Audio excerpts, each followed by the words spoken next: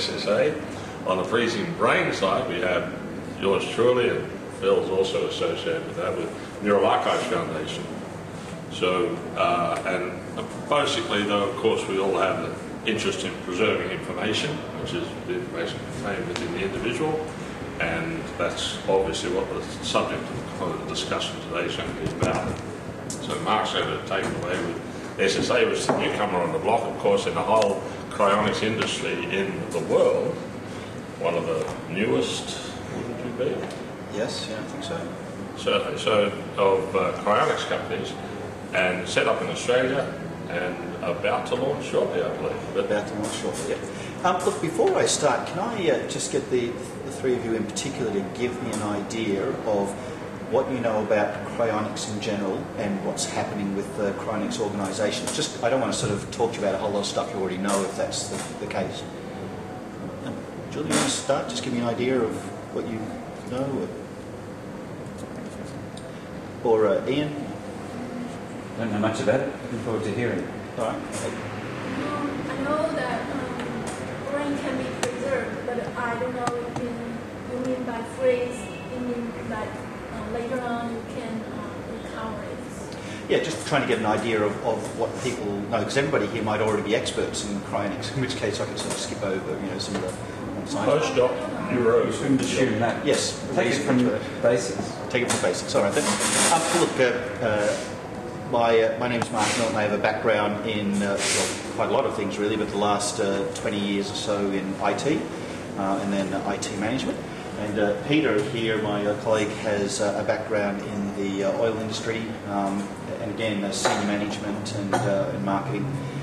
We met through CAA, organised by Phil a couple of years ago. We were both relative newcomers to CAA at the time, although we had previous interest in cryonics in general. And we got to talking about the logistical issues of people in Australia wanting to be cryogenically preserved, but needing to get over to the States or potentially Russia, where the third facility is to be cryogenically suspended. And there are a lot of administrative and medical problems with customs, problems with delays and thawing out, all that kind of stuff. And we decided that it would be worthwhile seeing if we could build a solid business case for building a cryonics facility here in Australia. So that's pretty much what got us sort of getting together and talking, having a look at the finances, having a look at what would be required in terms of training and facilities and things like that. And we tossed around a fair few options before we thought that we had a decent business case for how we might go about building a facility here in Australia. And we took it to a number of people who had some experience in the cryonics community, including Phil and James and a couple of other people, who basically told us we had our figures wrong. We were being too optimistic about how it would work from a financial perspective, or how many people we thought might be customers. So we went away and worked that over a bit more on the basis of that advice and came up with something that we thought was fairly realistic. Now, just to diverge for a minute back onto what cryonics is all about. The idea with cryonics, which is cryogenic storage of people, that's what we're talking about in liquid nitrogen. The idea of cryonics is that if you can halt cellular decomposition, if you can stop the body starting to break down and decompose early enough, close enough to the point of death, then you can actually keep somebody in a state of stasis where they don't change on a cellular level for an indefinite period of time. Now, the advantage of this, of course, is that you might have somebody who dies because they've had a heart attack and there's no replacement heart available. So if you can keep that person suspended, frozen, within say half an hour of the point where they've actually died of that heart attack, then theoretically at some point you might be able to thaw that person out and repair the damage that's been done to their heart, because you've got the time to do that. There are lots of historical instances. People would be able to think of their own examples, but 100 years ago, if somebody died of a heart attack, then they were pretty much dead. If somebody drown in the ocean or something like that, then it wasn't generally recognised there was much you could do about that. But medical science has gotten better at understanding the causes of death and how the body works, and so we now have situations where, if not routine, it's certainly common enough that surgeons will undertake significant surgery on a person where they pack the person in ice, slow down their metabolic processes as much as possible, in some cases pump the blood out of the system, keep it warm, fresh, do their surgery that they want to, and then close the body back up and essentially restart the engine that is the human body. Things that that medical science wouldn't have been able to do decades ago, certainly 100 years ago. So the hope is that at this end, where medical science gets better at being able to treat a whole range of illnesses, that at some point in the future we will see medical science getting better at being able to do the sorts of things that we can't really envisage today. So we could have have a whole group of people who are cryogenically suspended, and then 100 years later to be revived, and whatever it was that caused them to die, whether it's age-related illnesses or a heart attack or a brain aneurysm or whatever it might be, that damage is able to be repaired as well, and the person will be able to continue on living. Now the real trick with cryonics is not freezing people. The technology for being able to keep people suspended is here. The process for being able to try and give people a quality suspension process is also here. It's certainly something that we want to keep working on and improving, but it's here and it's viable as it stands today.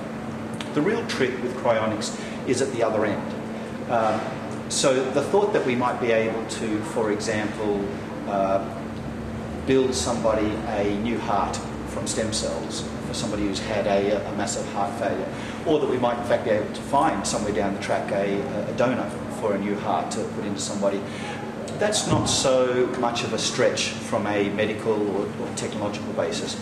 It's really the process of being able to reverse the freezing, which is the tricky bit. In the past, people have been frozen, and there's been a lot of damage that's been caused on a cellular level with the formation of ice crystals. Now that's something that the Crohn's community generally has made some significant advancements in recently, so that now what's considered to be the optimal approach is to try and vitrify the body as much as possible, and certainly the brain, because the brain is the most complex component, the part that stores all the information, memories, things that we care about most. So the idea is that you try and remove as much of the water from the body as possible, so that that reduces the amount of crystallization that will occur. That's relatively easy, and I do use the word relatively easy to do with the brain, harder to do with the rest of the body because it's thicker, more complex, it retains heat, and you're trying to sort of get a cool down process happening across the whole body as much as possible. The idea is to remove, as I say, as much of the blood as possible and thereby a lot of the water, and replace that with a cryoprotectant solution, a type of antifreeze solution, something that's not likely to suffer as much from formation of ice crystals. Then to do a controlled, slow cool down process over a period of time, days to a week, and get somebody's body temperature down to liquid nitrogen temperatures. We talk about minus 193, 196, I can't remember now which it is, but yeah, about minus 190 degrees. If you can do that in a controlled environment and a relatively staged cool down process, then you can, especially in the brain, have a high level of vitrification where you essentially freeze the brain in a solid state without the formation of ice crystals, which means that at the other end, when you're trying to revive the person, you have less of a problem in terms of trying to repair cellular damage that's been caused by the freezing process. Does that make sense to everybody? Yeah. Now, one of the other problems that we have at the moment is that the cryoprotectant solution is, in and of itself, toxic. So that's also an issue that needs to be overcome further down the track. And we don't have the technology to be able to do that today, which is the reason why we don't freeze people today who have a heart attack and then revive them, a couple of months later when a new organ donor is being found. But the hope is that those are problems that will be overcome in the future. So that's essentially Cryonics and what Cryonics organisations are trying to do. There are two facilities over in the States and one called Cryonics in Russia that started in 2005. The two over in the States have been going for decades and are well established. There's about 200, 250 people who are cryogenically suspended at the moment, and about just a little over 2,000 people who are signed up with the two organisations over in the States. I'm not sure about Cryonics. But it's confident it's not going to be near as many as that. Australians tend to be overrepresented in the statistics for both CI and Alcor, the two US facilities. Proportionately, per capita, we have a higher percentage of people from Australia who are either frozen or signed up to be frozen over in the States than what they do in the States themselves. I'm not sure how much we can make of that, but certainly what Peter and I have found as we have floated the idea of an Australian facility is it does seem to reflect that the Australian population is relatively positive about the notion of cryonic suspension. I don't mean in the sense that we've had thousands of people flocking to our doors, but the fact that we've been able to find at this point, and we have been able to find 11 people who've been willing to put in $50,000 for the building of the facility, I think is probably a huge success for us. So what we've been doing, pull up a seat. What we've been doing here in Australia is we've been, as our first stage for building a local facility, is we've been going out and saying, instead of trying to find, say, one rich person who might give us $1 million or a building or something like that, let's see if we can find a reasonably large group of people who are happy to contribute themselves into the building of the facility, because then you have a community around which you can build the facility. And I think the community aspect is important. You don't want to have just one person that the whole thing sort of succeeds or fails on. So our idea was that, according to our business plan, that if we could find 10 people who could put in $50,000, then that would give us $500,000 that we could use, plus a loan from the bank, leveraged on the land, the facility that we'd be buying and building. And we'd be able to use that as the basis, our base case for being able to build a facility and operate it. Obviously, the money that people are putting in, we call these people investors, but they don't get returns, monetary returns in terms of shares in the company or anything like that. Essentially, what they get in return for that investment is a suspension when the time comes. So once the facility is operational, and we plan for the facility to be operational in 18 months to 2 years, then those people who have paid that $50,000, they don't have to worry about any increased costs as a result of inflation or cost of living increases or anything like that. If they die the next day, then their suspension is paid for. If they die 30 years down the track, then their suspension is paid for. That's it. The approach that we're taking after we have the facility up and running is that, and we're not exactly sure of the figure yet, but we're looking at about $65,000 to $70,000 for people who want to pay up front for their suspension. And that figure will almost certainly increase over time as inflationary pressures come to bear. It's anticipated, though, that probably a lot of people will seek to fund their suspension in the same way they do over in the States, through a life insurance policy.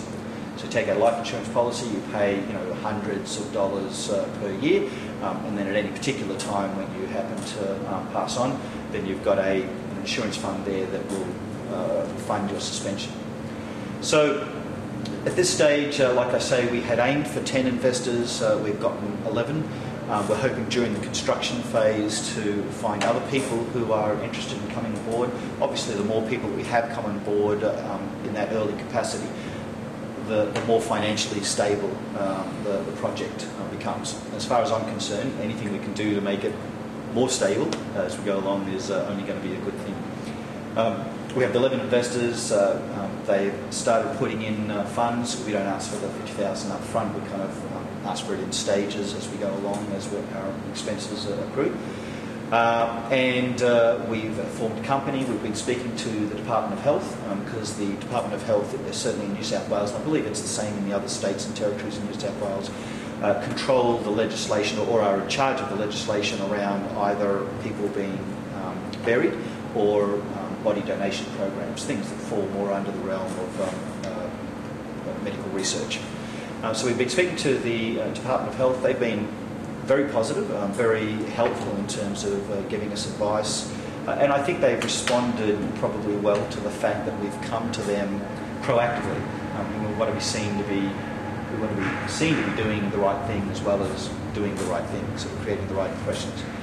We've got some legal advice, and we're at the point now where we're going out and starting to look for a location for the facility.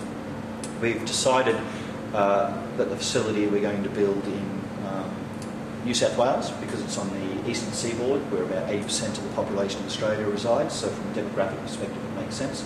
The New South Wales Department of Health is the body that we've had most contact with and support from in terms of feeling like we've got a way to proceed. And we're going to be looking at regional areas. So we don't want to build in the middle of Sydney. We want to build somewhere on the outskirts of a large regional town, somewhere like Wagga Wagga or Goulburn or Albury or something like that. Somewhere where there are plenty of medical facilities, regular transport, sealed roads, liquid nitrogen delivery, all that kind of stuff. That's I'd probably skip backwards and forwards a little bit there. I think probably the only other thing I would say is that as far as the actual storage itself, the storage containers are called dewars generally, and you're all familiar with a thermos flask. You know, you want to keep your cup of coffee hot, or whatever ice drink you've got sort of cold. You've got a little container with an inner container, an outer container, and a vacuum seal in between. Well, the dewars are essentially big versions of that. The technology is not too advanced or science fiction-y or anything like that. There are similar sorts of containers, though obviously on a smaller scale, that are used in cryogenics labs all the time. And the idea is that once people are cooled down to these sub-zero temperatures, they can then be stored in the liquid nitrogen. And all we need to do is to make sure that we keep the liquid nitrogen topped up. It tends to boil off at room temperature. Obviously, if you've got the right quality sort of containers, that doesn't happen too rapidly.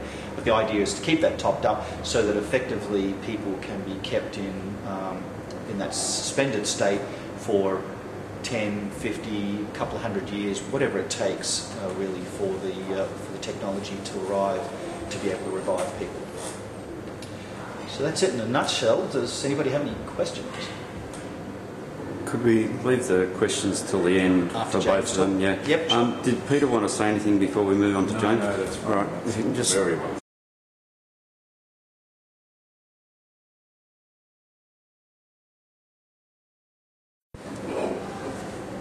Okay, ready when you are.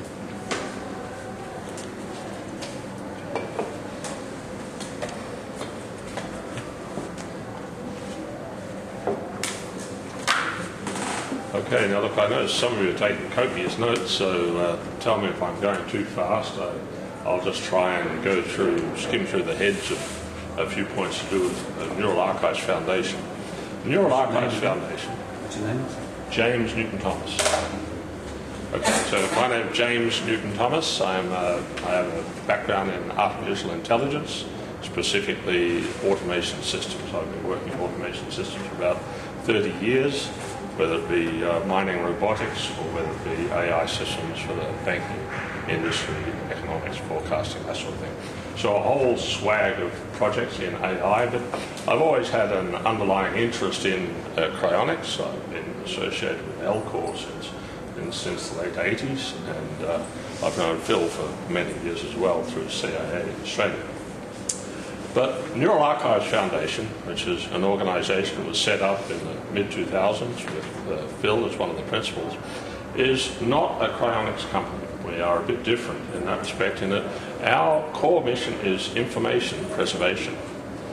To say that we are, however, completely separate from cryonics companies would be overly trite. Of course, to date, everyone has come to us who tissue we have stored has been associated and had cryonics ideals. They've come to us because they wanted to be cryonically suspended, and so part of my discussion today is to try and explain to you why that falls within the ambit of what we do at Neural Archives Foundation, but at the same time why we're not in the same vein as SAA, which we fully support and encourage. We are not a cryonics company in the same right. Cryonics is primarily about reversibility. They want to take the system, a body, a person who's ill in some way, and to the point in the future where medicine says that person is now repairable, whether it be because of the damage caused by ice crystals or the toxicity of anti-freeze mechanisms that have been placed in them. At some point in the future, it's reasonable to expect technology will look upon those people as no longer dead, just sick, and that's the premise of cryonics. Neural Archives Foundation, however, are much more of what we see as an information-centric theorist. We look at the human brain as being an information repository. We are storing human brains as a repository of the information contained therein, which we see as valuable in its own right from an historical perspective. Cryonicists, of course, come to us and say, hold on, identity is that information that's in a person's head. That's what comprises identity. So if you can store my identity, then at a later stage I can be recreated. I can be built again in the same way that if I take this little coaster here and I move it from here to the future, doesn't matter how it's scratched, etc. If that information is being conserved, then my individuality can be re-expressed and ultimately my consciousness can come back. Which is the cryonics goal. We, Neural Archives Foundation, make no promises that that will ever occur. Personally, I think it will. But as a corporate, non-profit entity, Neural Archives Foundation, we make no promises. And the advantage of that is that we are able to completely, within the realms of the medical establishment, offer a service. We can say, all right, we are conserving information as an historical archive for future generations. Because if you think about it, your brain comprises a fantastic repository of this time. This now that we have, this last 20 years or 25 years, however old you are, our brains are a snapshot, a camera of the world around us. And so when historians in the future try and piece together our world from photographs, which they of course now have, from physical objects we have, and of course, but nonetheless, the greatest repository will be that information that we can store within brain, because the density of information in the human brain is vastly greater than the information stored in, say, a single photograph or something of that nature. So we are about information storage as an historical archive. And we do that by operating entirely within the medical establishment. We employ physicians, pathologists to do tissue extractions. We use cryogenic couriers to move tissue from one place to another, and we use cryo-storage facilities, cryobanking facilities, to store the tissue. We do not employ staff per se. We have no laboratories. We have no offices. We have simply guidance through Phil and myself and a network of professionals that perform the services for us, that will take people's brain, governed entirely by the Human Tissue Act. We are bound by that in terms of confidentiality, in terms of ethics, and most importantly in terms of maintaining provenance of tissues and donations that we have with keeping within our system. We handle all tissue in accordance with the Act. All tissue is handled by persons qualified to handle that tissue. All documentation is documentation as required for the handling of tissue in accordance with the Human Tissue Act as it applies to the various states, as it's been interpreted to the various states. So that's effectively what makes us different from a cryonics organisation. We are an historical repository. However, as I said before, it would be trite to say that we do not recognise the potential for cryonics or cryonics type activities utilising our services. And specifically, if you believe, as I would, for instance, that an information theoretic perspective is most likely to get that information to the future stage where something can be done with it. The reality being that we do not try in any way to conserve biological material or biological functionality.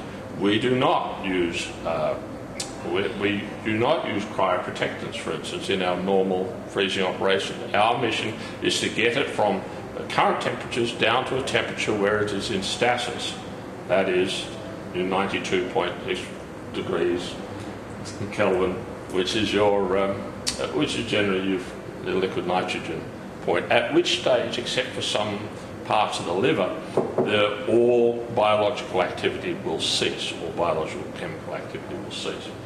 Now, in doing so, we recognise that there will be a large amount of damage. We will lose anything below 1 to 2 nanometres. Your lipid layers will have gone, which they'll go in most of the cases. And if there is much information contained in those, in your ion channel positions on lipid layers, etc., that will be lost. Although there is a lot of evidence to suggest that the scientific basis of identity exists at the fine structure the fine structure level above your 5 nanometres, about the size of your synapses, your dendrites, the axons, your neuronal bodies, etc. And that it is this morphology that we wish to preserve, not necessarily the biology that supports it and conserves it. So therefore we enact methods of storage which are not biologically conservative, which means that tissue stored by us is less biologically viable. The very process of storing it will destroy whatever biological viability remains. However, it maintains its information. It maintains that fine structure information which gives us which scientific evidence would imply gives us our identity, and thus which has been shaped by our lives and shaped by all the factors and inputs into our body, which has become us, which has become our unique state. So the question remains then, what will happen in the future if the cryonics are correct? And of course the answer is that they would say, well, that information will be interpreted by computers, by whatever versions of MRI or where MRI has led to in the future. When it gets down to that level, and it's following its own Moore's law in terms of its resolution, and they say, well, the information will probably not be biological, it will simply be uploaded into another substrate. And the question is, of course, is that upload then into another substrate which retains your identity, has everything to do with you, and now expresses a consciousness, is that still you? And that becomes a very philosophical question, of course. Some people would say, oh, well, look, all matter is energy anyway, and this has caused this to exist, and our consciousness really is an expression of our current identity. And therefore, that is in fact you. Even if it was cloned twice and there now became 2 of you, both of those would have equal claim to being yourself, although now identity would diverge. But you can see the question becomes a philosophical one. What is the nature of it being human? What is the nature of consciousness? These are not questions to be answered by this meeting. But our goal, of course, is to get the information to the future so that historians or cryonicists or medical personnel can do something with that information in the future. We make no promises as to who it will be. We see the information as valuable in its own right, that knowledge is of value. And our goal then is to store that information in us, in all of us. To do so, we not only store tissue, brain tissue, we also store ancillary biological materials, ancillary biographical material. That is, emails, photographs, correspondence, things that person will have interacted with. Because remember, your identity is as much contained within your brain as it is a reflection of those people around you, of those things that you interact with. And a lot of arguments, of course, Cryonics against neurosuspension, which is the nearest cryonic operation to what we do, is that there is a lot of information contained within your body. For instance, if I was to have, say, a large scar on my hand, and every day I would look at that scar, and that would make me conscious of what caused it. It would re-emphasize that in my mind, and every day I would see that emphasis being regenerated. If that was removed, I would become a different person. I would have evolved. My identity would have changed. Now, there's a myriad of such type of identity markers in the world around us, not just in what's on our body, it's in our friends, it's in our very environment that we find ourselves, our social structures. But of course, there is still the understanding that we can travel to an alien world. It is possible to travel from here, to put on new clothes, to go to a new culture, and we still exist. We still are there. We may look in wonder at it, but there is still an essential self which is transported to that new world.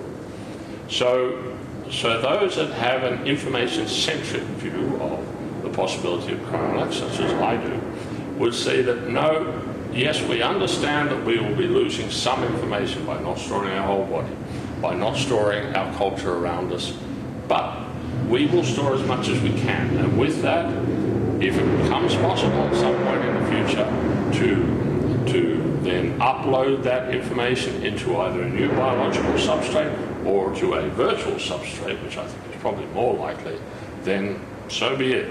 And well done to all of us. So thank you very much. And that's Neural Archives Foundation. Any questions?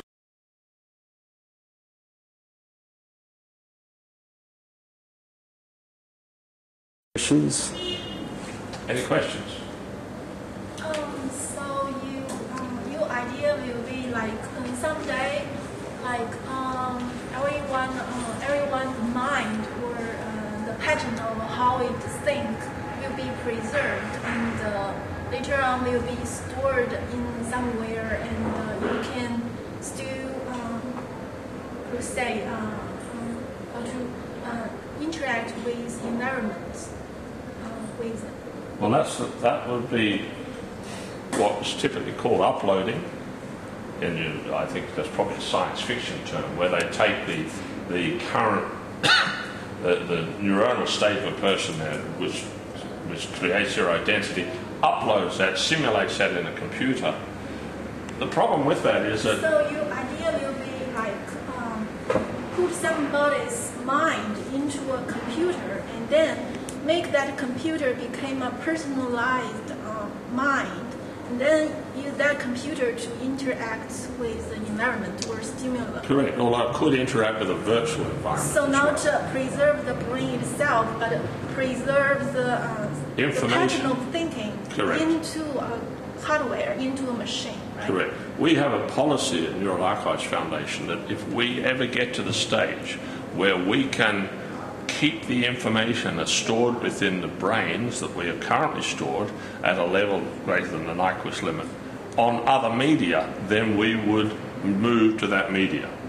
But we would have to have a very rigorous mathematical proof to show that we weren't removing any information. Remember, our goal is to reduce entropy. We are looking to reduce entropic information loss in that system. Now, if we find that we could move it to another substrate, the information that is, we would do so. Now, and you have two problems. One problem is nowadays the technology is not that advanced that can mimic one person's thinking into correct. a machine. And second, you need to preserve the brain, freeze the brain, and to wait until the technology reach that status, and then unfreeze it, and then to perform this procedure to upload the mind, the brain, the thinking into the brain and into a computer. So one is the technology to upload the information into a machine, and second is preserve and preserve the brain itself, right? The technology exists now to upload the information from a brain into a machine. The trouble is it would take 1 million years or so to do it. It would, using atomic force microscopy and basically abrasioning, sectioning. So it's not practical, you think? Not practical. You mean No, it's clearly not practical. The most practical way of storing the information in the brain currently is to store the brain. And that's why we do that. That's the most practical way now to store the information that's in a person's head, is to store the brain. And we do it cryogenically. To preserve the brain itself, not to upload the mind. That's correct, at a future time. But it would not have to. Look, if they did at some point in the future develop nanotechnology, then of course, and the Hippocratic Oath still existed, then people would look at these frozen brains and say, oh, that person's sick, we'd better do something about that. And the Hippocratic Oath would then step in and they would then apply what was necessary, whether it be nano robots, and fix the brain, and you'd end up in another biological substrate. But I tend to think that if I look at the progression of Moore's law and I compare that to the progression of say other aspects of it, like medicine, which remember is very much reflecting Moore's law as IT becomes increasingly involved in medicine, I think you'll find IT will always be outstripping its practical application in all its subdomains. And so I therefore think you'll probably have a good argument to say we will have virtual worlds where people could live. Now this, by the way, this is a separate discussion which we haven't entered into, is consciousness. I'm sure it would be possible to make a virtual entity that acts like me, speaks like me, but isn't inside, is a zombie. It's just a recreation of myself. And of course that might be of value to historians at the time, but it would have no value to me as an individual. I like the idea of being here. And of course I like the thought that at some point in the future there would be a me that exists, that is there, even if it was in a virtual world. The other problem is, of course, the other philosophical problem is, if you can upload into a virtual world, then you can upload into multiple virtual worlds. So that the idea of identity ceases to have meaning, because you can have multiple versions of yourself. You can similarly repair yourself. You can similarly have one entity with multiple divergent memories of being multiple people. The whole matrix idea is all, but these are all in the realms of kind of quasi-science fiction possibility. We don't know what will happen. We can't tell today what we will discover tomorrow. At this stage, we know that there is information in our brain, and that information is valuable. It is valuable for me as an individual because that information is me. I have a kind of pride in being myself. And then that information is valuable from an historical perspective because it tells us all where we came from. So other people look at a history book and they say, that's interesting because that tells me something about where I've come from. It tells us something about people which may not have been reflected in me, but has been reflected in those historical people. So I want to conserve that information as an historical archive in its own right, hence Neural Archives Foundation. At this stage, the only way that we can store that information is to store all the ancillary biographical materials, all your emails, all your photographs, documents, things that you've written, everything around you, as well as, most importantly, your brain itself, which is where most of that information resides. So why don't you have another design, like you freeze the body but keep the brain still active? Then you can connect your brain activity to another brain, and then became a network. Then in this field, then you like many science fiction, sci-fi films or movies, you sit in a big box, just sit there or sleep there, but your brain still interact with others, you know. So like in your dream, you still exist. So, yes. The reason that we store only the brain. Better than your idea, like sure. Just to we would like to store the bodies as well, because there's information in the body, particularly the spinal cord. But we don't store the body mainly for economic reasons. What we're trying to do is get that information from here to a time where its value can be manifest in whatever way, whether it be a historical, simply, oh, that's interesting, teach the kids on the blackboard what went on in the year 2012, or we want to store it because at some point in the future that can become an individual again. But in order to do that, we have to make some kind of economic trade-off. We can't obviously store every single body of every person who's ever lived, because had they done that, we'd be running out of space now. I mean, we already have space problems with cemetery. And of course, this will go on over the years.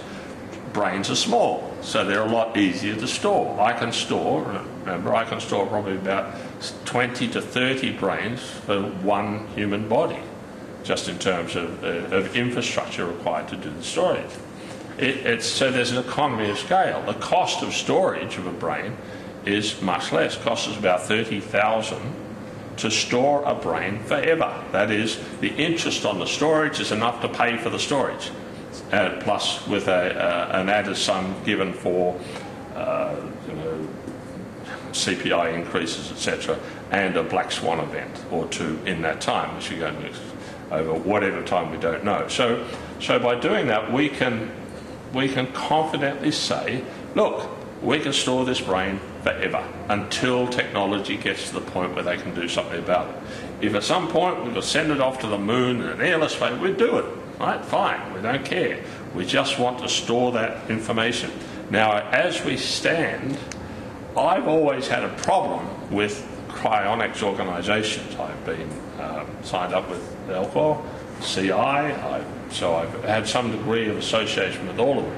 My problem is that a lot of them, they have big buildings, they have lots of people with white coats running around, they have lots of shiny new equipment, and I'm thinking, oh, that costs a lot of money to run that infrastructure, and you guys, you know the exercise. So I'm thinking, we don't have at Neural Archives Foundation any such infrastructure. We have a certain amount of money, and we pay that to external organisations, cryogenics organisations, the medical fraternity, and we have, therefore, our outgoings are therefore less than our income at any given time for everything. So we see this as economically the safest way to do it. As soon as we start to freeze entire bodies, space becomes a problem, and space then turns into property values, which turns into all sorts of economic issues associated with it. So for economic trade-offs, we've gone for purely brain storage. Wouldn't there be a problem also because I like the idea of keeping the brain active, but you'd still have to worry about the entropy of the brain if you were trying to keep the body frozen, but keeping the brain active. Well, if you want to keep the brain biologically active, I must have missed that part, then, of course, any biological activity will increase entropy over time. Even just living creates entropy over time. The identity that's in your head has to some degree overlaid the identity of you from 20 years, or you may not have 10 years ago, and therefore you can't, and that identity has, a large amount of that has been lost. That a lot of your early memories from childhood have been lost completely. There have been memories that have been created that aren't even real, that through other factors you've recreated ideas or concepts. Now, to some degree, of course, reality is what has structured your brain, and so that information can be there even though you as an individual may not be able to access it.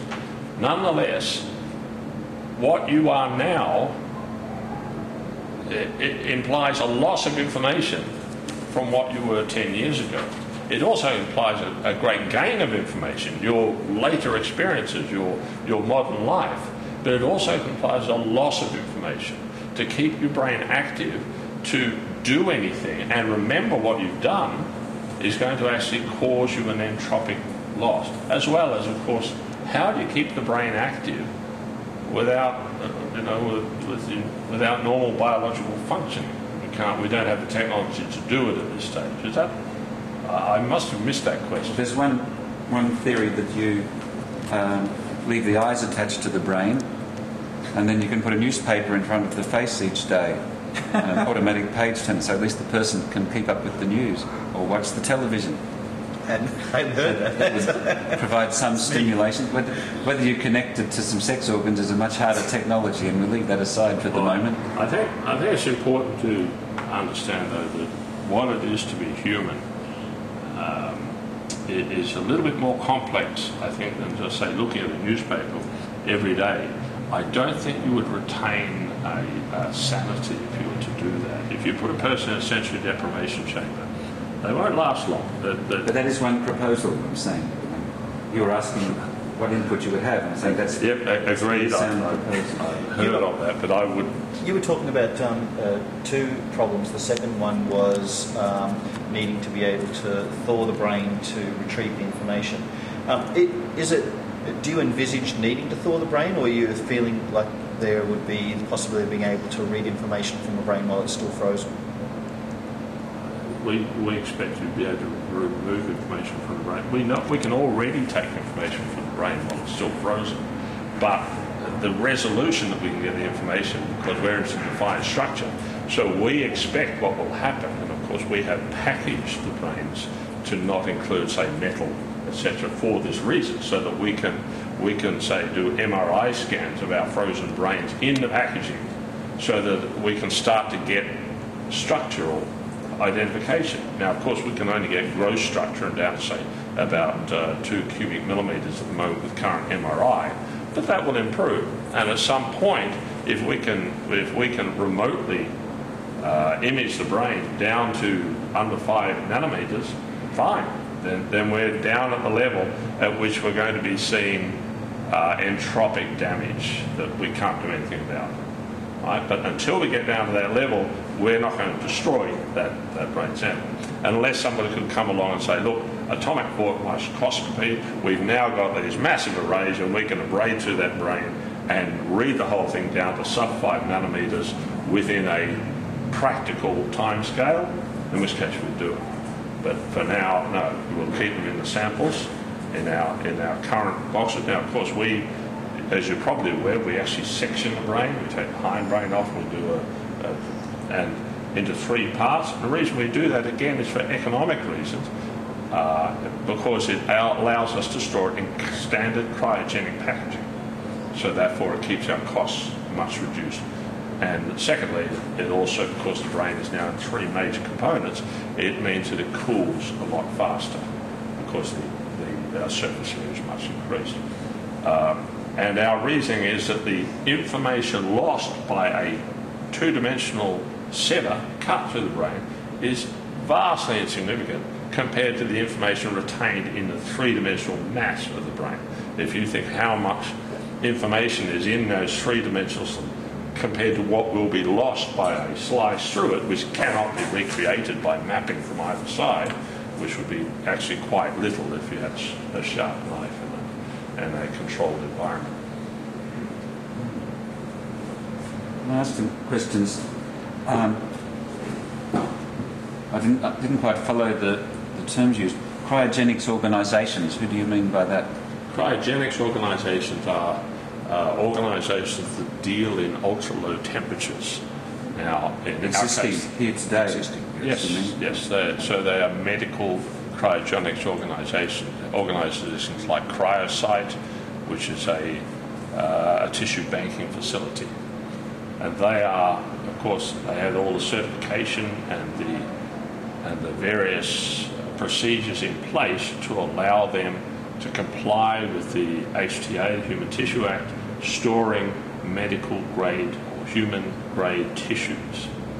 And so we use them rather than have our own systems. So Neural Archiving Foundation uses the cryogenics organisations? Correct. Already, or is this the proposal? Yes. No, we already do. So there's 2 separate things, is there? There's the proposal to set up, someone wants to set up... SSA. Yeah, so that's, what's it called? Stasis Systems Australia. It's unrelated to NAF then, is it? Correct, we are unrelated, although we do know each other, of course, by association. Yeah. Phil's a common denominator between the two to some extent. And does NAF already have anything in storage? Or is We do. We do. Some brains or? We do. I cannot give you numbers or, of course, identity because of privacy reasons, but yes, we have brains in storage now. Okay, thank you. Have you tried to revive? No, absolutely not. The technology does not yet exist. All we've done is storage at this stage. We do have a plan to look at other storage mechanisms, which include plastinization, but at this stage we are staying with cryogenics because we know that's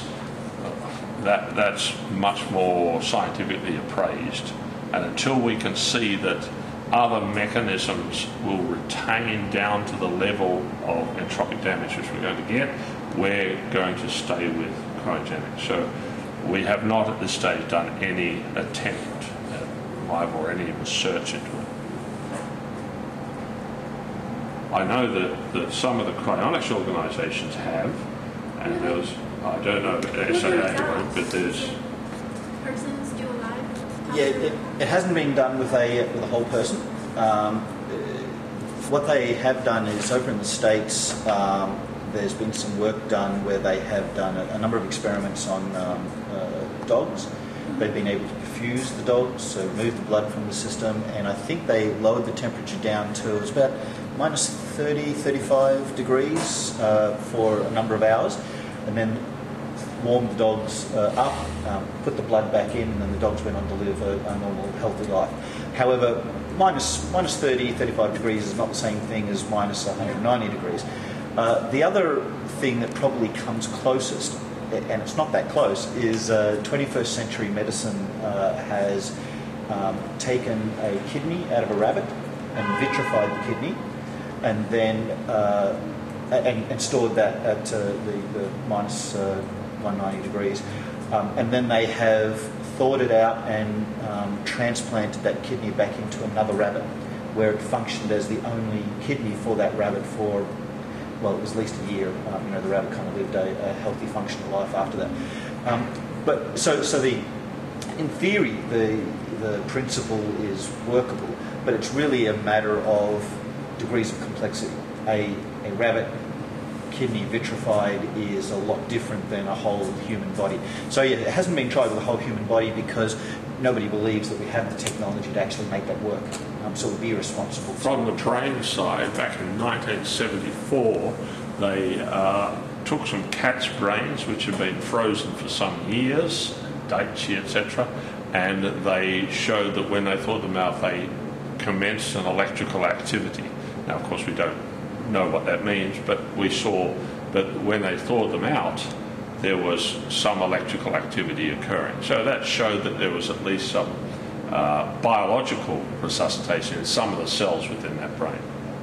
That's, At the moment, most chronicists that I'm aware of would estimate that we're at a minimum, sort of 50 years away from the technology and the techniques to be able to restore people who are frozen. But I think generally speaking, the general estimate's closer to 100, 200 years, something like that. I think we're still some way away from the time of actually trying to revive a whole person. But the area of organ donations is also looking at vitrification as well. I mean, they're looking there. 1970s. Speaking, wait on. I was just going to say that the area of organ donations is also looking at vitrification. It's not yet a process that works, but it is a process where you'll be able to take organs and store them for long periods of time. Historically, well, even now, organs have a very short time period in transplants where one organ goes from one person to another. There's only a few hours time that you have for this organ to still be viable. What they're looking at is using vitrification. It's not yet done. It can't be done yet, but at least the freezing process they've looked at is the revival process of that. So as they look at bigger and bigger organs in this area, of course, that helps in the area of cryonics that we're doing. There's actual research going on in that area. It's not like it's nobody's doing anything in that particular. In fact, I think there's quite a large percentage of cryonicists who are happy with the idea of just having a neuro suspension, where just their head is frozen and kept. And the thinking generally behind that is that if you've got the brain inside the head, then being able to connect up to veins and arteries for flushing measures and things like that is a lot easier. And you don't have to worry. And again, this is all relative, because we're talking about things that may happen in the future. But you don't have to worry so much about the body. If, for example, what has caused you to die might be tumours in the body or cancer or something like that, because the body is something, aside from what James was talking about, where you might be able to be restored into a virtual reality type environment, there's also the option perhaps of, for example, things like cloning, growing a new body and then doing a head reattachment or whatever might be a smaller scale issue than trying to regrow a brain. And most of the people who want to be cryogenically suspended are quite old, because that's when they die, and they're thinking, I don't want this body, I want a new one. So therefore there is a sort of sense of taking neurosuspension over a full body suspension. Another thing is, why to freeze the body, to preserve it? Why don't put the body into a kind of like liquid? For example, the fetus is growing inside the womb and within the water situation. It still can be. I mean, it's. Because if you freeze it, if you put it in a liquid, you'll have a transport mechanism which will then cause entropy. You want to maintain in a solid. But the problem with freeze is that when you thaw it, you have very high risk because you have the crystal, right? The liquid freeze and has crystal. Well, that's what vitrification is about, removing the crystal damage. That's what vitrification is to stop the crystallization, and by using cryoprotectants, which can prevent the crystallization, so then it freezes in a kind of homogeneous, without crystal damage. That's the point of the cryoprotectants. Yeah. Unfortunately, they themselves have some toxicity. Sorry, when you say liquid, I didn't understand. What did you mean in liquid? Could you Kind just... of like a life solution. For example, And this exists. baby into a womb, it's covered or protected by Amniotic fluid. Yes, it's kind of into mom womb, so it's surrounded by water. So I mean, the water can be a better. We don't have the technology Yeah, to do I was that. going, yes. I don't think it exists. What you're describing is actually a form of regenerative medicine, and that's certainly being worked on as well, but we don't have it yet. So as we speak, if somebody now wants to have the information that's contained in their body and brain stored, the best option is cryogenic preservation. At some point, what you're describing, regenerative medicine, well, you wouldn't need to store them, and you just keep them healthy and happy every day. But unless keep the activity in the minimum level, so it's But you wouldn't get older. The body would. You wouldn't have stasis. It would go on changing. So it wouldn't be the same person. all right, I think you're talking about hibernation then. yes. I think what You're she's talking about is hibernation. low level metabolic rate, like 1% normal or something like that. Yeah. But not in a frozen You state. tell us but what you mean. I don't really have a very concrete idea of what I want to. Well, what rate would life go on in the brain in that circumstance? 100% rate, 1% rate, 0%? I don't know. I don't have a very concrete idea. I just thought that fluid is better than freeze. Yeah, You'll find But that it'll keep changing. It won't be the same in a person in 100 years. And that's the problem. If we were talking about trying to keep somebody suspended, say for example, with a person who's had a heart attack, and their heart has failed completely and they've died. If we were talking about trying to keep somebody in stasis for a matter of days or weeks until a new heart can be found, then there's probably a whole range of technologies and options that you could consider. But because we're talking about essentially anticipating a whole range of severe medical conditions, including people who die of old age, where they've just kind of had general systematic organ failure. Then potentially we are looking at hundreds of years that we need to keep people to, and so the rate of change needs to be zero, or as close to zero as we can conceivably make it, which is why we've been thinking about freezing at sub-zero temperatures, as opposed to, as you're suggesting, slowing down the metabolic rate, or fluids that we might keep them in to preserve them. As James was indicating, it's really a matter of just trying to find the best option that we have. So there are things like plastination, which people have considered, but generally speaking at this stage, cryopreservation seems to be the best bet. I think what she's suggesting is probably more short-term suspended animation, for more immediate medical, like you were saying, weeks and months. Yeah, that's right. Rather than... is that right? Because short-term suspended animation... Maybe, I don't know. Okay. Yeah, for long... They already do, of course, short-term cooling for operation, surgery. They'll bring a person down to about 3 degrees centigrade, and they can leave them in that state.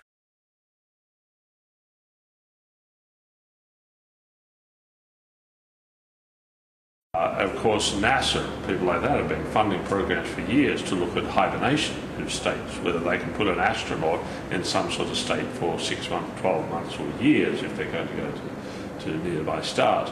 But they're nowhere near as practical or advanced as simple cryopreservation, which exists today. The trouble with cryopreservation, we can't get them out of it. We can only put them at this stage into it, but we know it works. And for Neural Archives Foundation, as an historical repository, we know it works. As a cryonics facility, we don't know yet it works. We can reasonably think that, hey, the way technology is going, at one say, yes, it will work, we will be able to get these people out of it, but not at this stage. And the trouble is, we have to deal with the problems that we face right now, and whilst those technologies would be great and we would employ them if they existed, they just don't exist. I mean, if you could take somebody who had a terminal disease that was going to kill them in 3 months, put them into some sort of living suspended animation for 15 years, and then that would be fantastic. But that technology just does not exist at this stage. So we're forced to go the next step, which is to freeze them right down below that level, at which point it's lost its cellular viability and the various other toxicities have come into place. It's no longer biologically viable, so we can't bring it out yet. And therein lies the thing. And therein lies the rub. So it's purely a practical decision that makes us go for cryogenics at this stage, because the others are not yet available. But if you think of something else, let us know. Okay. Where does the income for the Neural Archives Foundation come from? Sorry? Do people pay you when they donate their brain? Yes. They do? Yes, we're a non-profit organisation, have to be, because we're accepting tissues, etc. But people pay us the cost associated with the storage, and in some cases with the extraction. Of course, in some cases it might be somewhere out of the way and we have to fly a physician to that area. We have intended to make suggestions to certain persons where we would cover their reason, but we have not done so at this stage. At this stage it has all been by people paying us money in the order of about $30,000, and then we will store that brain. Sorry, how much? 30,000.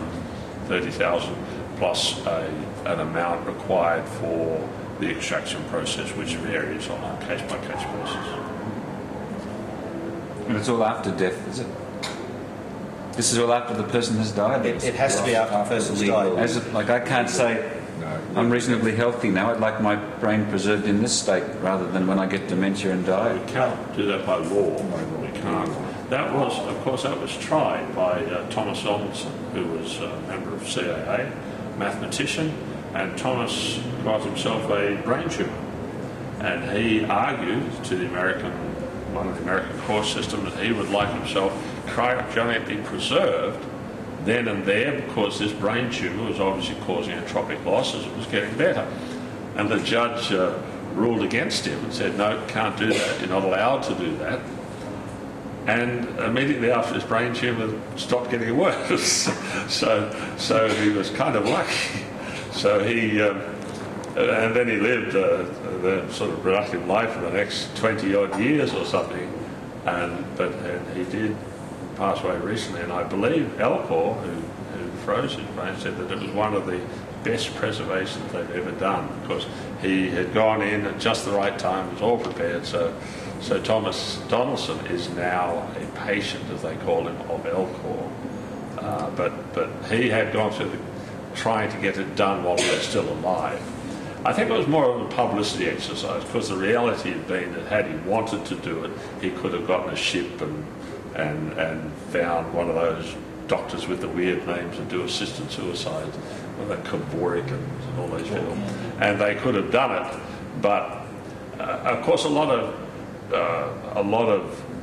effort is being done by cryonicists to avoid controversy, as of course they've had some very bad publicity early on in the piece, and so now certainly the cryonicists are very keen to maintain themselves within the letter of the law. So I think when Thomas Donaldson did his original case, they were really trying to test the law to some degree, and it may have been a bit of a sigh of relief on Thomas's part when the judge told him he wasn't allowed to do it. But the Neural Archives Foundation, like Stasis Systems Australia and any other similar type of organisation, really does need to wait until the person in question has died, so that there's no question that in fact by performing that service you killed them. That's just something that has to be avoided at all costs, if not just for the legal ramifications involved. But again, the idea is to try and make sure that you've got communications with the client, so that you can start the cool down process and offering a quality suspension as soon as possible after the point where the person is legally declared dead.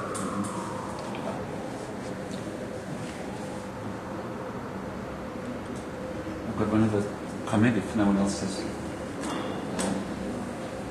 We talked about scanning a person's brain by whatever means in such a way that you could create 2 copies of that person. You mentioned that, I think.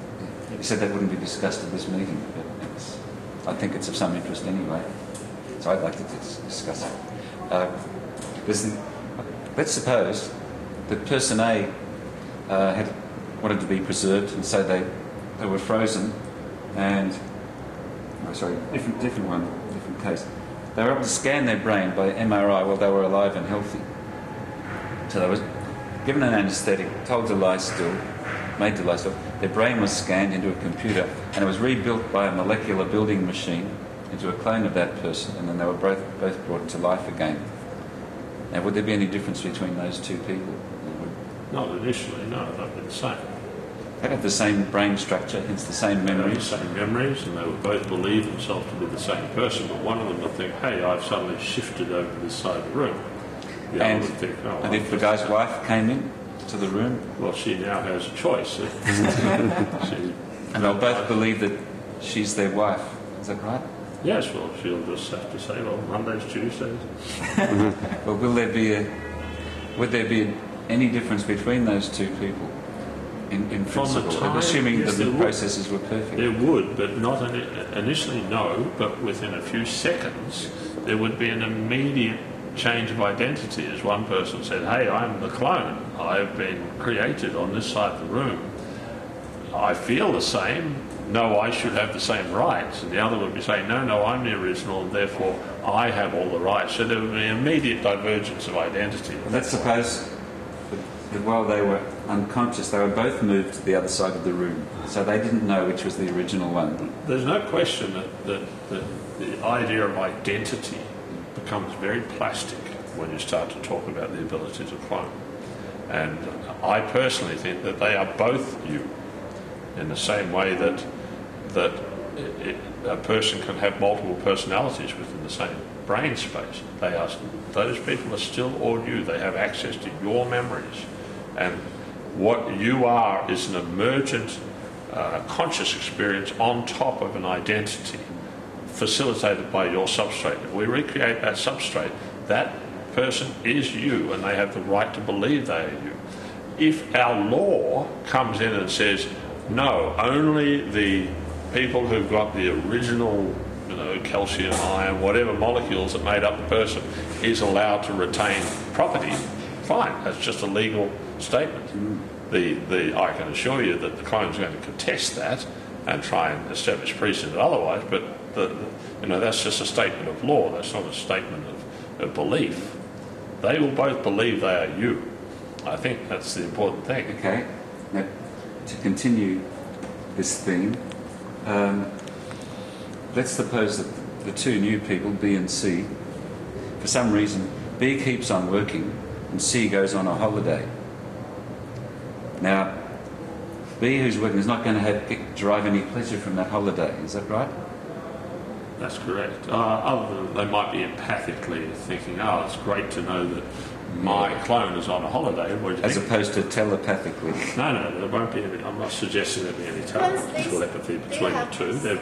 There'd be strong empathy, but no telepathy. Okay, now I'm going to say that person A, who knows this procedure is coming up in a week's time, he has to decide whether he's going to pay in advance for a holiday.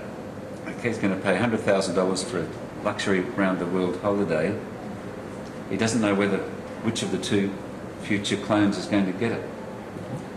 And won't it make a very big difference to him whether it's himself goes on his holiday, in which case he'll enjoy it, or if his clone goes on holiday, in which case he'll know nothing about it? This is a variation of an old philosophical problem that's been posited for some years on this subject, whereby you say to a person, look, you're going to be cloned and your clone's going to be tortured. Right? So you're going to be cloned and your clone is going to be tortured. And the question is, should you be afraid? And of course a lot of people say, no, I won't be afraid. They're clever people say, no, they won't be afraid. Blackford, people like that who are fairly well known, have discussed this for years. No, we won't be afraid because they say that clone won't be me. I will just continue and the clone will suddenly appear over there. It will believe it's me, I fully accept that, but it won't be me, so I won't actually experience the torture. It will experience the torture. The problem with that argument is, let's say you do that, but you leave them sitting in the chamber for 10 minutes. They're both looking around this darkened chamber. Neither of them knows which one is the clone. Yes. The question is, should they be concerned? The answer is yes, because you may well be the clone. So therefore, if you go back in time and say, look, we're going to clone you and one of you is going to be tortured, you can very well say, oh, no, it won't worry me. I won't be the one that's going to be tortured. But then the fact is that both of you are going to be sitting there in a state of consternation, validly, because your consciousness exists at that time. It doesn't exist in the past. It only remembers the past. So therefore... So the clone doesn't know he's the clone unless he's told? Of course not. Because that would be more information. If you knew you were the clone, that would be a more identity. You start off with the same identity. So my answer is, would I pay money for a possible holiday? Of course I would. But not as much money as I would pay for a full holiday. That's a good answer. I would have thought in a scenario where you have something like cloning of your identities, probably the bigger question wouldn't be what's going to happen in the future, but who has ownership over the past. You know, if you clone yourself and essentially you've got two copies of your identity, who lays claim, as you say, to the wife, property, to your mother, to your property, to your children, to your cat? You know, although I suspect at the end of the day, and I'm just wildly speculating here, but it would come down to basically a legal issue. You know, that you'd enter into that arrangement knowing that the law was going to say, you know, if you make a cloned copy of yourself, then you share everything. Or the original basically is responsible for the clone as if it was a child, or, you know, there'd be something in place that would help you make a decision about whether that was something you wanted to do. Yeah. I think unless they always choose the same thing, they will be different, like a parallel universe. Because even you have clone, once the clone chooses a different thing to do, then you truly will be different because you have different memories. Different experiences. That will differ you. So after that they'll diverge. Yeah, unless you always choose the same thing. But even then, you may have to be chosen by others. Then, for example, advice and wife choose this one, not that one, then that will be for you. And we also clone ourselves already. We call them children. And children are kind of a low-level clone. They have a genetic similarity to ourselves. And, of course, a lot of people spend a lot of time trying to train them up to be the same as themselves, which is a form of slow cloning, if you like. We do that now, and as you see, as we get richer as societies, we tend to have less kids. It tells you something. So I think if you had the ability to clone yourself in the future, you probably wouldn't do it, because you'd be thinking, oh, half the resources have gone to my other self. Unless you saw some advantage, you know. Who would be a better partner? Business partner, or... I mean, who could you trust better than yourself? That's right. Who would you know better than yourself? But that might be a reason for not cloning. Exactly. It depends how much you like yourself. I think Jean-Paul Sartre actually explored that quite well in one of his plays, Hell as Other People, and imagine yourself locked up in a room with 10 copies of yourself. How quickly would you drive yourself crazy? Personally, I think I'd enjoy the experience, but most people, I suspect, would find it rapidly unpleasant.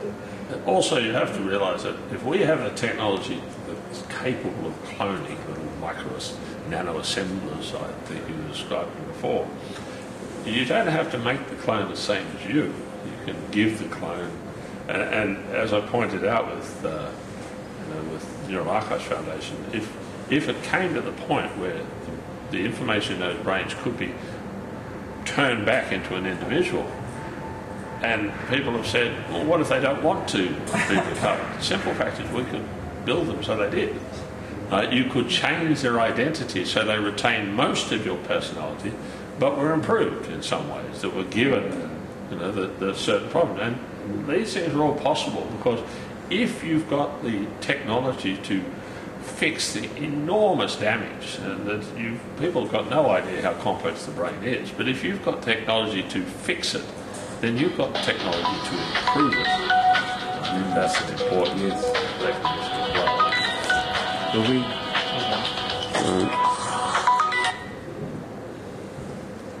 A funny thing happened in our family. We were brought up in a very straight Christian family. Yeah. No 1 second. scandals and all that, until the parents died and we found some old correspondence. And what happened is, after the war, my father came into the country and married a lady from the country, and that was my mother, obviously. But we found out that from the mail, that he came to the country to court a neighbour, a different lady who was related, and she turned him down. And then he chose our mother, which was his second choice. So us kids were faced with a bit of a confrontation, and decided, well, if he had married the first lady, who was now our auntie instead of our mother, we'd all be different. And they said, but we wouldn't even be us. So would you like to expand on that? This is a real case. This happened to us. I think it's a bit more than hypothetical. You said it yourself, that you wouldn't be you would be something else. I mean, counterfactuals they're fun to explore, but the reality is that you are an enormously, what has created you has come through an enormous number of inputs over the years, any one of which could have been different. That as we find ourselves now, well, that's what we are.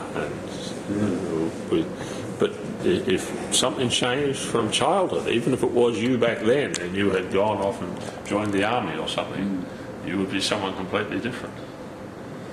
There are, I think, from in terms of people thinking about being revived, if you're being revived back into a physical body as opposed to into a virtual environment, there are some huge differences there in terms of how your hormones and glands, may affect your responses.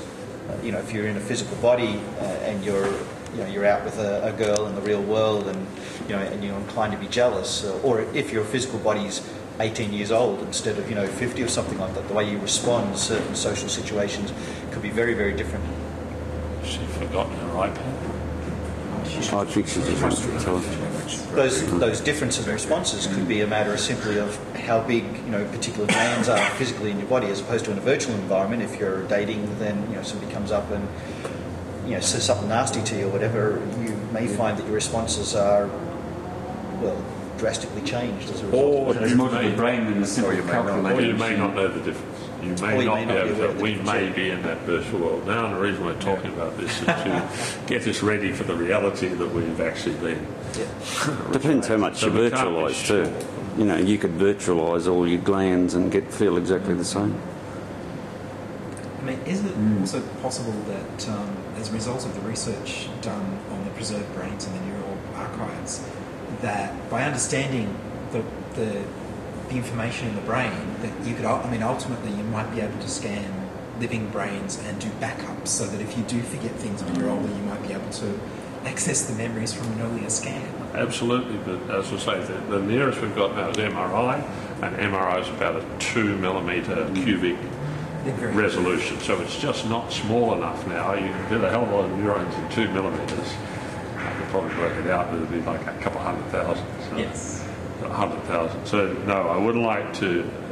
But as I said, MRI is following its own Moore's law, a little bit flatter, but it's getting better. Everyone said, "Oh, no, it's going to taper off because of limitations of wavelength and various other things." But it hasn't yet, and it's always found a way around it. So if at some point it can get down to 5 nanometres or below, then we're below then that fine structure level of the brain, which is where science generally believes that identity resides. So it's neurons and axons and things, is it? Dendrized neurons, axons, synapses, synaptic cleft sizes, that sort of thing. All of which then embody our identity. Now, of course, Quite likely you're saying the molecular level below that might not matter. correct. And there's some evidence to suggest that. But it might, but at this stage it would appear not to. So in that case, we can calculate how big a computer we'd need to simulate the brain by counting all of those structures. Is that Well, right? the low-level calculation, about 10 petaflops, would simulate the brain.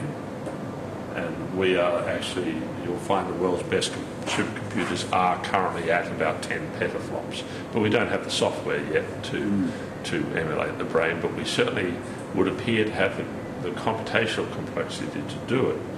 Now, that said, you also have to realise that most of the brain isn't doing things that we would consider to be human.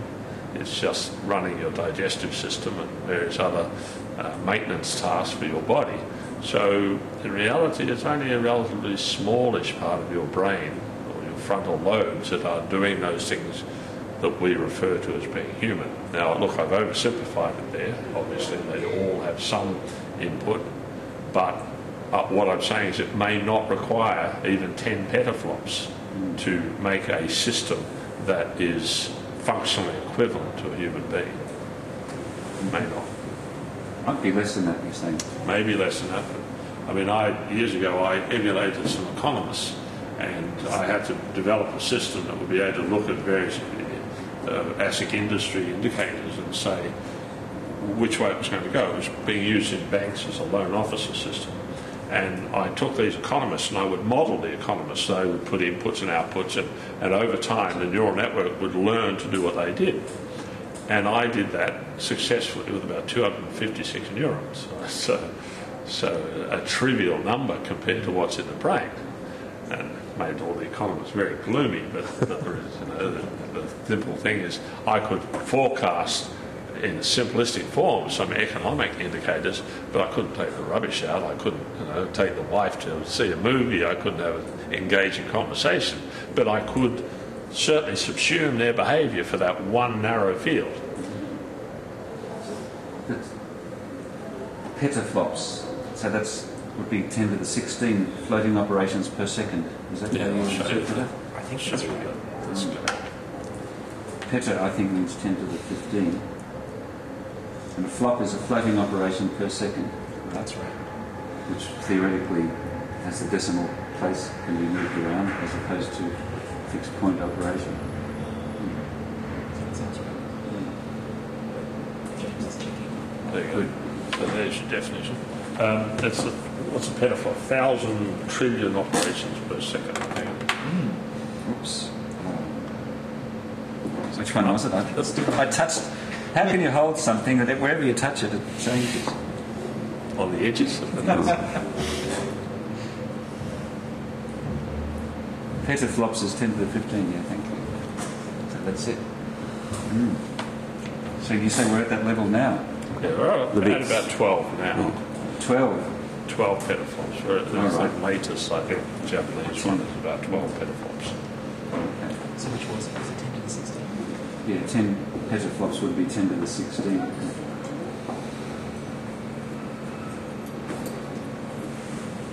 So that's in one computer or a network? Well, it's when I say it's in one computer, it's a very big computer. It's the size of a warehouse. Oh, right. With lots of boxes. I may have a picture of it. We'll find